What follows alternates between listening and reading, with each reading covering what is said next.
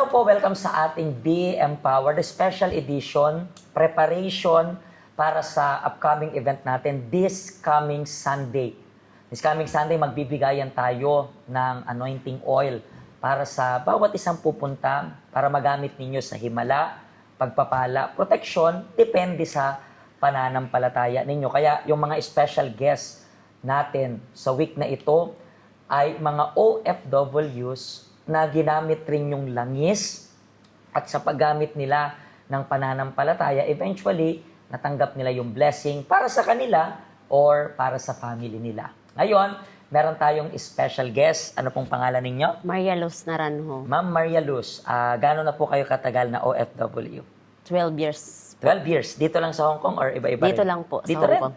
Inakailang amo ka na rin? Pangatlo po. Pangatlo na to. And alam ko, within these 12 years, marami ka na rin pong na-experience, marami ka na rin mga, sabi natin, unforgettable na mga bagay na nangyari sa'yo while working abroad. Yes po. Ano po yung pwede niyong ma-share sa amin na unforgettable experience? Pwedeng, alam ko, pag sinabi natin unforgettable, ang number one na naaalala natin agad, bad things. Yes. Pero syempre, meron rin namang good thing. Pero ano yung para sa'yo na hindi mo makakalimutan na experience mo while working abroad?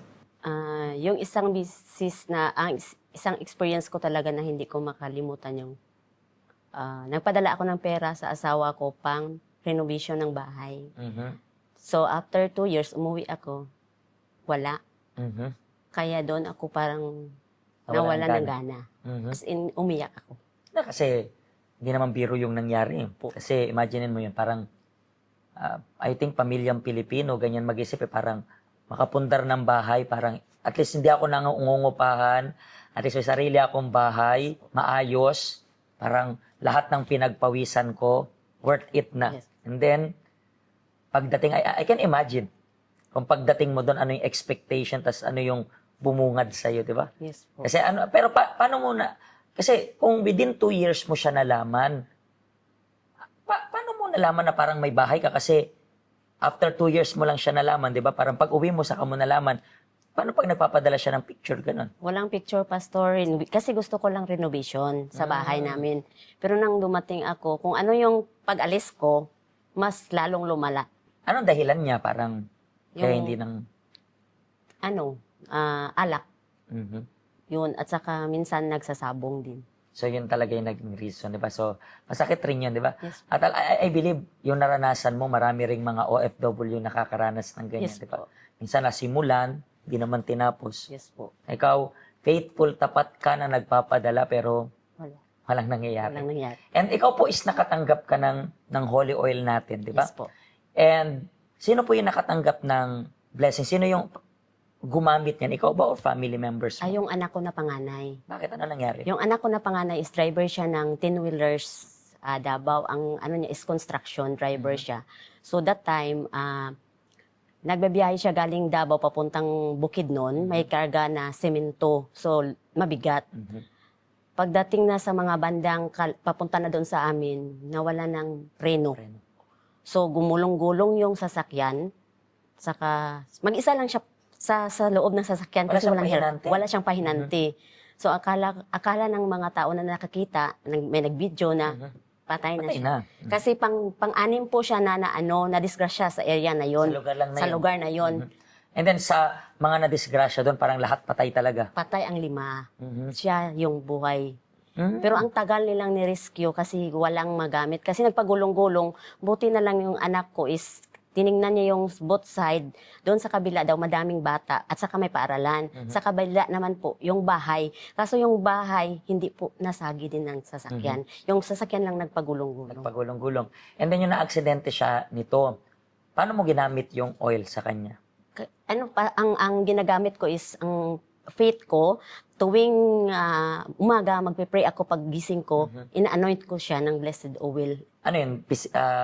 Picture po. Picture lang? Yes. Okay, so meaning to say, nung nangyari yung aksidente, nandito ka rin sa abroad nun. Yes po. So, nalaman mo yung bad news na yan, yung disgrasya na yan. So, ginamit mo yung faith mo, pinahiran mo lang yung picture lang. Oo po, kasi pangalawa na po, Pastor, kanyang July lang po, yung wing van na naman na may karga na feeds, natumba din. Pero sa awa ng Panginoon at dahil sa pananalig ko na God will protect my son, walang fracture, gas-gas lang po. Kasi yung oil rin, pwede rin natin ito, hindi lang para sa sakit, kundi Yes po. ipag-pray rin yung protection ng family natin, Yes. di ba? Kasi hindi natin kayang mabantayan. At even kaya nating mabantayan, hindi natin kaya silang bantayan ng 24 hours. Yes po. Diba? Pwede mo mabantayan ng ilang hours, pero yung protection pa rin ng Diyos. Yes. Diba? So ngayon, safe yung anak mo. Safe po yung anak Kung ko. meron mang galos, mabilis rin gumaling. Yes po. Mabilis. 2 beses po siya dinala sa ospital. Tingnan nyo. Pero wala talagang makita ang doktor. So tingnan niyo, salamat sa Diyos sa protection na Yes po. binigay doon. And kayo rin po na nanonood sa amin. Siguro po, kailangan nyo rin ng protection. Katulad sa faith na ginawa niya. Sabi ko nga, walang limitation kung paano nyo gamitin yung oil. Yung faith ninyo yung mag-aas sa inyo kung paano nyo gagamitin yung oil. Sa case niya, yung faith sinasabi, anoint mo yung picture man lang. Hindi mo man sila ma-anoint physically, pero at least sa faith mo yung picture, yun na rin ay nagre-represent sa kanila. And eventually, may aksidente, hindi natin alam kung kailan mangyayari yung aksidente. Pero dahil sa faith niya, yung protection ay natanggap. Maraming salamat po sa pag-share ninyo ng story nyo. And hopefully, itong testimony to ma-reach out yung mga tao na siguro napapansin nila na parang lapitin ng aksidente yung pamilya nila. May mga ganon, di ba? Yes So, po. pwede na rin nilang gamitin yung faith nila to receive yung oil na yon. Kaya nga ano pa pong iniintay ninyo? This coming Sunday na, meron tayong sa 7, 9, 11 sa umaga, 3 p.m. sa 5 p.m. naman sa hapon. Marami na pong nagpa-reserve actually.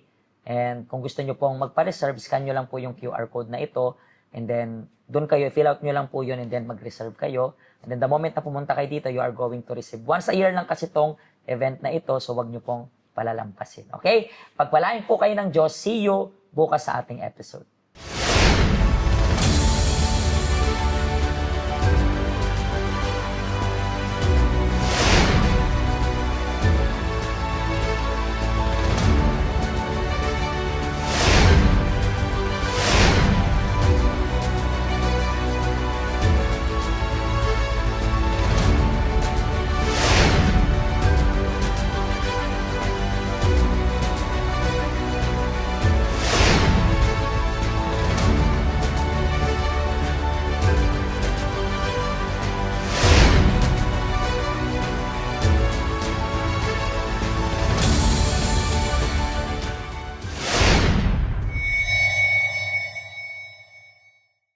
Hello, ako po si Pastor Joshua dito po sa UCKJ Health Center dito po sa Hong Kong. At yung mga napanood nyo pong testimony ay mga testimony ng mga OFW dito sa Hong Kong. Pero I believe makaka-relate rin naman kahit nasaan po kayong bansa. Basta OFW.